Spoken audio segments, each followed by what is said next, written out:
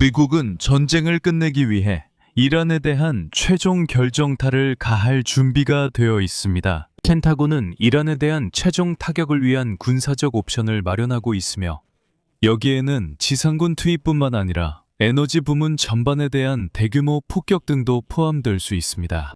이 소식은 오늘 엑시오스 소식통이 전했습니다. 도널드 트럼프가 이란 관리들이 사적으로는 평화협정을 맺자고 애원한다고 하지만 공개적으로는 이란 국민들이 그런 결정을 내린 지도부를 그냥 파괴할까봐 두려워서 나서지 못한다는 이상한 발언을 한 가운데 이런 소식이 전해졌습니다.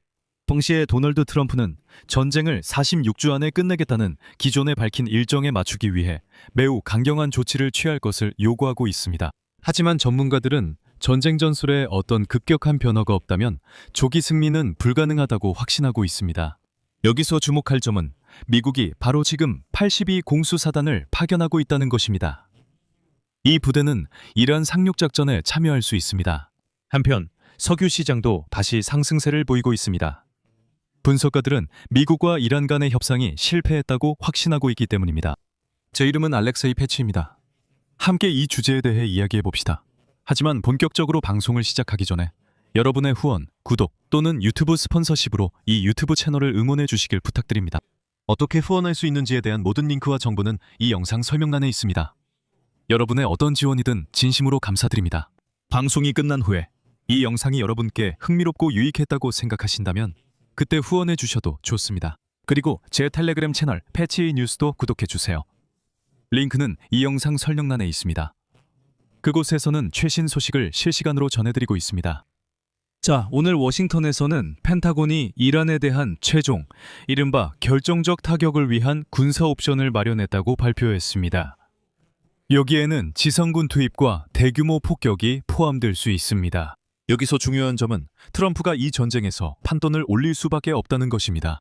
외교적 협상에서 진전이 이루어지지 않고 특히 호르무즈 해협이 계속 폐쇄된 상태로 남아있다면 군사적 긴장 고조가 더욱 가능성이 높아질 것입니다. 그리고 현재로서는 이란이 물러설 준비가 되어 있다는 어떤 징후도 전혀 없습니다.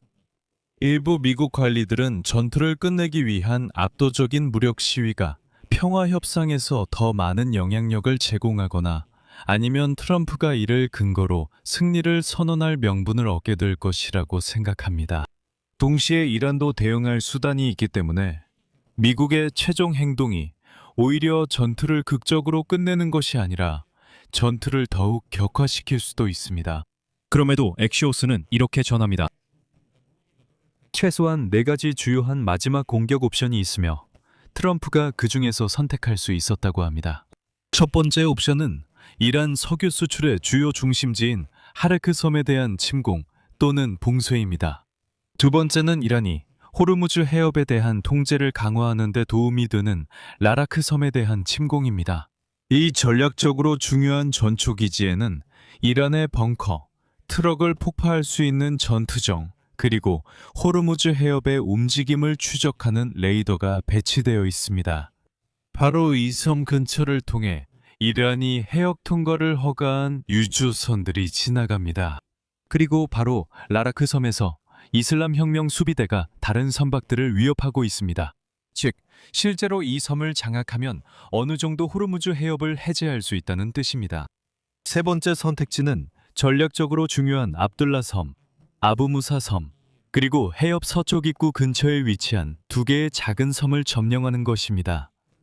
이 섬들은 이란이 통제하고 있지만 아랍에미리트도 영유권을 주장하고 있습니다. 아부무사 섬이 흥미로운 이유는 미국인들 외에도 이 섬을 언급한 이들이 있기 때문입니다. 조금 이따가 무슨 의미인지 설명해드리겠습니다. 사실상 다시 말해서 이것은 해협 입구 중 하나를 통제할 수 있게 해줍니다. 그리고 네 번째 방법은 호르무즈 해협 동쪽에서 이란 수출품을 운반하는 선박을 차단하거나 포획하는 것입니다.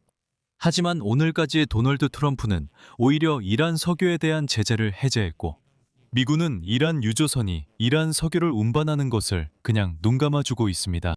하지만 이것이 모든 시나리오는 아닙니다. 펜타곤에서는 미군이 이란 핵시설에 매장된 고농축 우라늄을 확보하기 위해 이란 영토 깊숙이 진입하는 지상작전 계획도 준비했다고 밝혔습니다. 그렇게 복잡하고 위험한 작전을 수행하는 대신 미국은 핵시설에 대규모 공습을 가할 수도 있었습니다. 즉, 이란이 이러한 물질에 접근하는 것을 막고 사실상 이 고농축 우라늄을 영원히 지하에 묻어버리기 위해서입니다. 엑시오스는 트럼프가 이란과의 협상이 조만간 뚜렷한 성과를 내지 못할 경우 사태를 더욱 악화시킬 준비가 되어 있다고 전했습니다. 트럼프는 먼저 이란의 발전소와 에너지 시설을 폭격하겠다는 자신의 위협을 실행에 옮길 수 있습니다. 이에 대해 테헤란은 페르시아만 전역에서 대대적인 보복 조치를 취하겠다고 경고한 바 있습니다. 그리고 만약 이란이 이에 대응한다면 미국은 바로 그 지상 작전을 시작할 수도 있습니다. 또한 사우디아라비아와 아랍에미리트가 실제로 위협을 실행에 옮길지 확인할 수 있습니다.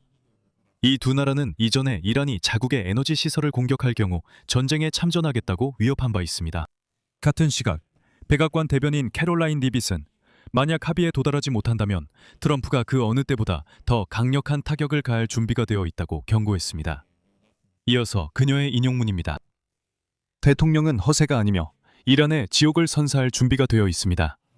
이란은 다시 오판하지 말아야 합니다. 이후에 발생하는 모든 폭력은 이란 정권이 합의에 응하지 않기 때문에 일어나는 일입니다. 미국이 협상을 시도하는 것과 동시에 알려진 바와 같이 미군이 해당 지역에 파병되었으며 앞으로 며칠 또는 몇 주 안에 추가 병력이 도착할 것으로 예상됩니다. 전투기 여러 비행대대와 수천 명의 병력을 포함해서 말이죠. 한 해병 원정 부대가 이번 주에 도착할 예정이고 또 다른 부대는 이미 배치 중에 있습니다. 미국 육군 제82 공수사단 사령부에는 수천 명의 병력이 포함된 보병 여단을 중동으로 이동하라는 명령이 내려졌습니다. 여기서 흥미롭고 상징적인 디테일이 있습니다. 군인들이 상징적인 장식을 하고 있습니다. 미국 육군 제82사단 부대는 1991년 사막의 폭풍 작전과 그에 이은 첫 번째 걸프전 당시 미군의 선봉대로 활약했습니다. 또한 이라크와 아프가니스탄 전쟁에서도 핵심적인 역할을 했습니다. 이미 2018년에 이 사단을 기반으로 신속 대응 부대가 창설되었습니다. 그들의 첫 번째 배치는 2020년 1월 이라크에서 이루어졌습니다. 바그다드에 있는 미국 대사관이 공격당한 이후였습니다. 이 부대는 2021년 아프가니스탄 철수 작전 때도 투입되었습니다. 또한 흥미로운 점은 82 공수사단도 2022년 러시아가 우크라이나를 침공한 이후 유럽으로 파견되었습니다. 한편 이란 당국자들은 트럼프의 협상 시도를 신뢰하지 않으며 이를 기습 공격을 위한 속임수로 보고 있다고 밝혔습니다. 이번 주 수요일 국회의장 모함마드 바기르 갈리바프는 이란 정보기관이 미국이 지역 내 한 국가의 지원을 받아 이란의 한 섬을 점령하는 작전을 준비하고 있다고 추정한다고 밝혔습니다.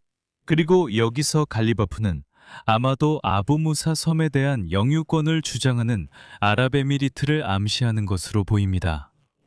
이 섬에 대해서는 우리가 조금 전에 언급한 바 있습니다. 즉, 실제로 아랍에미리트와 그들의 영유권 주장, 그리고 그 작전에 대한 입장입니다.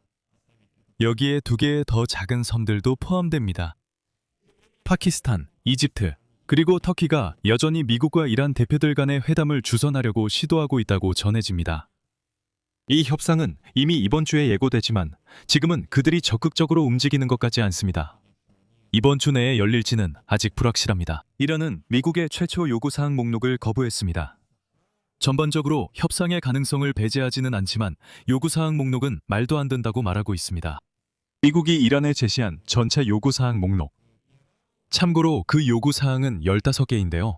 저는 어제 텔레그램 채널 패치 뉴스에 그 목록을 올렸습니다. 링크는 설명란에 있으니 구독을 권합니다. 하지만 문제는 이슬람 혁명 수비대 무장대원들이 협상에 나서는 것을 두려워한다는 점입니다. 같은 시기 도널드 트럼프는 이란인들이 왜 협상에 나서지 않는지 이미 설명을 찾았습니다. 트럼프는 이란 협상가들이 이상하다고 말했습니다. 워싱턴의 거래를 애원하면서도 공개적으로는 전혀 다른 말을 한다는 것입니다. 인용하겠습니다. 그들은 우리에게 거래를 맺어달라고 애원하고 있습니다. 그럴 수밖에 없습니다. 왜냐하면 군사적으로 완전히 파괴되어 다시 일어설 기회가 전혀 없기 때문입니다. 그런데도 그들은 공개적으로 우리 제안을 단지 검토하고 있다고 말합니다. 그것은 사실이 아닙니다. 그들은 늦기 전에 가능한 한 빨리 진지하게 임하는 것이 좋을 것입니다. 왜냐하면 일단 그렇게 되면 돌아갈 길이 없을 것이기 때문입니다. 그리고 그것은 좋지 않은 결과가 될 것입니다. 그리고 동시에 도널드 트럼프는 이란인들이 평화협정을 원하지만 인용하자면 그들은 그것에 대해 말하는 것을 두려워한다고 밝혔습니다. 왜냐하면 그들은 자신들의 국민에게 살해당할 것이라고 생각하기 때문입니다. 결국 오늘 도널드 트럼프는 테헤란이 자신에게 직접 이란의 최고 지도자가 되어달라고 제안했다고 주장했습니다. 즉, 지도자가 되어달라고 했다는 것입니다. 하지만 도널드 트럼프는 이를 거절했습니다. 그리고 나서 그는 베네수엘라 대통령 선거에 출마할 수도 있다고 말했습니다. 대충 이런 식입니다. 여기서 말을 줄이겠습니다. 여러분의 의견과 결론을 이 영상 아래 댓글로 남겨주세요. 채널 구독과 알림 설정, 그리고 좋아요도 잊지 마세요.